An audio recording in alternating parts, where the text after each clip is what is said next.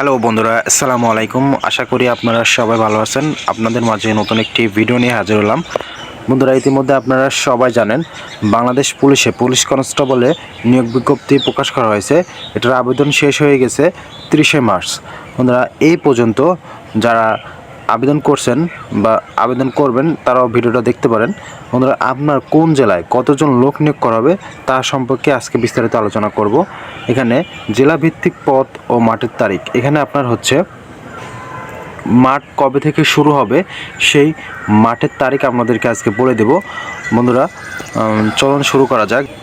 বন্ধুরা, দেখতে পাচ্ছেন যে আমি লিস্ট নিয়ে আসছি প্রতিটা জেলায় কতজন লোক নেবে এবং আপনার সব A to Z আলোচনা করব। বন্ধুরা, এখানে আপনার প্রথমে শুরু করি কোন জেলায় কতজন লোক নিয়োগ করা হবে। বন্ধুরা, ঢাকা জেলায় 226 জন, গাজীপুরে 64 জন, মানিকগঞ্জে 26 জন, মুন্সিগঞ্জে 27 জন, নারায়ণগঞ্জে 55 জন, নরসিংদে 42 জন।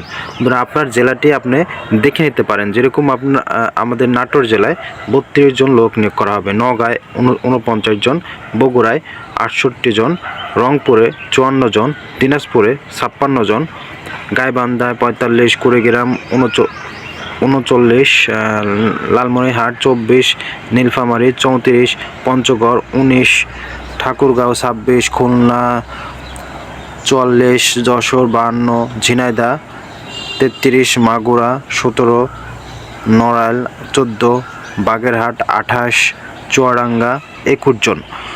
আরও আছে, এখানে দেখতে পাচ্ছেন পাবনা, সিরাজগঞ্জ, রাজশাহী, 49 জন, হবিগঞ্জ 39 জন।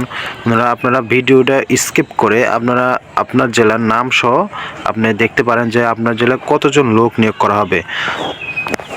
বন্ধুরা, যে সার্কুলার প্রকাশ করা হয়েছিল এই নিয়োগ বিজ্ঞপ্তি 5 মার্চ থেকে আপনার হচ্ছে 31শে মার্চ পর্যন্ত আবেদন চলমান ছিল। বন্ধুরা, এখন আবেদনটি শেষ হয়ে গেছে। বন্ধুরা, এটার মাঠ কবে নাগাদ হবে সেটা অনেকেই জানেন, আবার অনেকেই জানেন না।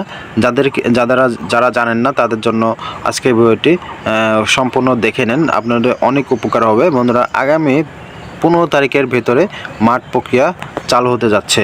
বন্ধুরা, এই মাঠ প্রক্রিয়া আপনারা সম্পূর্ণ একটু দেখে নেন যে সার্কুলারে জেলার নাম সহ দেওয়া আছে, এখানে আপনার জেলার নামটি দেখে নেবেন। বন্ধুরা, এই দেখেন এখানে মাদারীপুরে কিশোরগঞ্জে 15, 16, 17 এপ্রিল, 26-এ 8টার দিকে আপনাকে মাঠে যাইতে হবে। আপনার যে জেলা আছে সেই জেলায় পুলিশের একাডেমিতে আপনাকে যাইতে হবে 8টার দিকে। তারপর লিখিত পরীক্ষার জন্য আপনি যদি লিখিত পরীক্ষা টিকেন তাহলে 27শে এপ্রিল যাবেন। তারপর রয়েছে মৌখিক পরীক্ষার জন্য 6 মে 26-10 ঘটিকা যাইতে হবে।